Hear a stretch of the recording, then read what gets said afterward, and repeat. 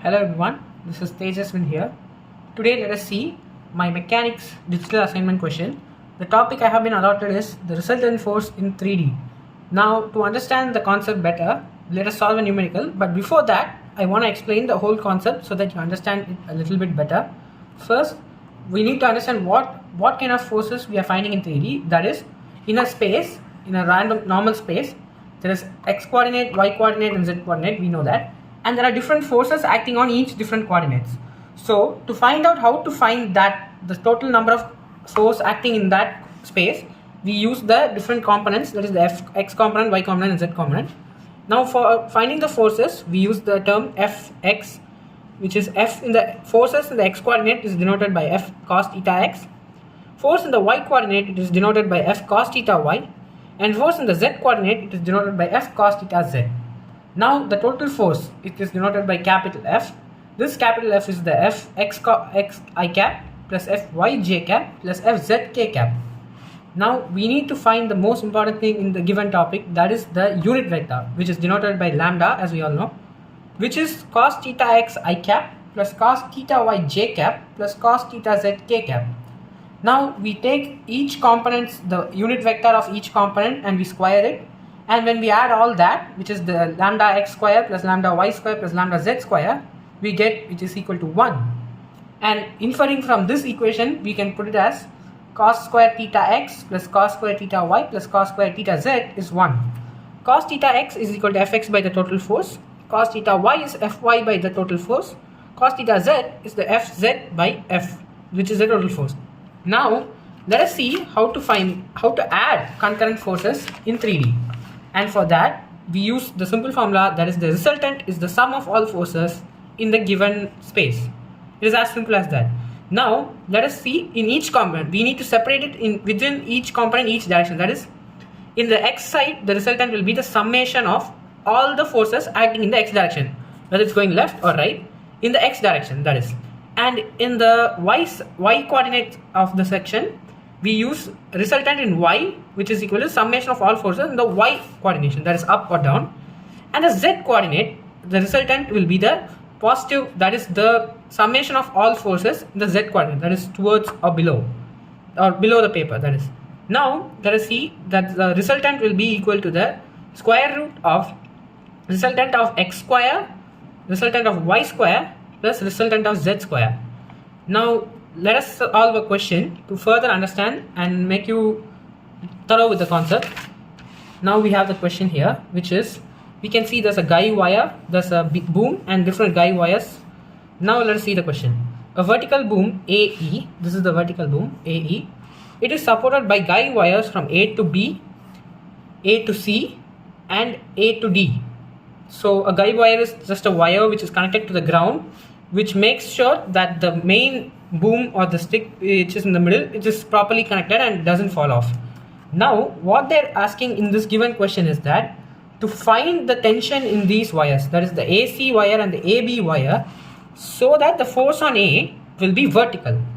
Alright, now we also know that it is given that in this wire, which is AD wire, the tension has already been given, which is 252 newtons. Now for any type of mechanics question, we need to do, the first thing that we need to do is the free body diagram. So therefore let us do that.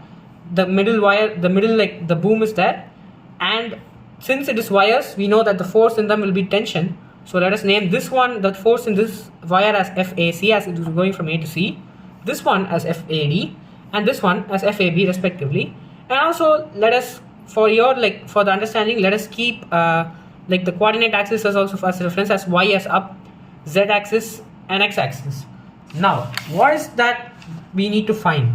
To find, it is the tension in wires AC and AB, so that the resultant force will be vertical.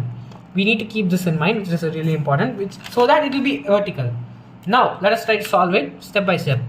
First of all, we need to find the coordinates of AD, and AD, it is from this diagram you can see and you can tell that AD is 6 units x-axis and minus 12 units down in the y side, so it is minus 12, and it's towards the point of z, so it is 4 units z. This is the coordinate of AD. First thing we need to do is we need to find a unit vector, which is lambda AD. So first you need to get the position vector divided by the magnitude of the position vector, which is what the unit vector is. And through the calculation we get that it is 1 by 14 6 I cap minus 12 j cap plus 4 k cap.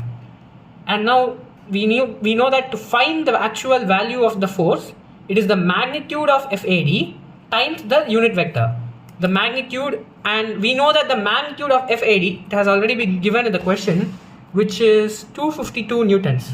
So let us substitute the values here. 252 by 14 into the position vector, which in turn after the calculation you get it is 18 into 6 I cap minus 12 j cap plus 4 k cap.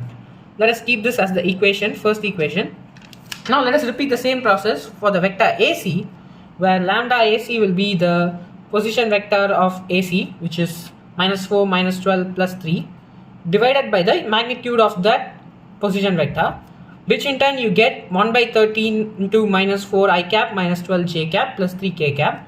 Now the same procedure, that is multiply the magnitude with the unit vector, and in this case we don't know the magnitude, and with the magnitude is what we have to find. So let us keep it as magnitude FAC into the unit vector, which is 1 by 13 into the position vector.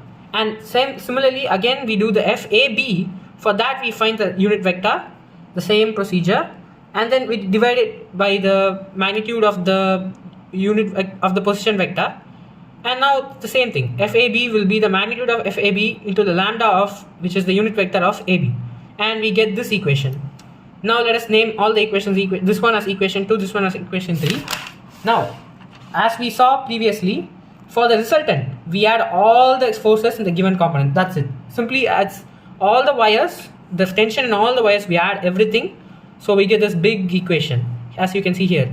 Now what we do is, in this big equation we separate out all the I components separately, J components separately, and K components separately, so that here you can see you get it as Rx, and you have all the X components here and I cap.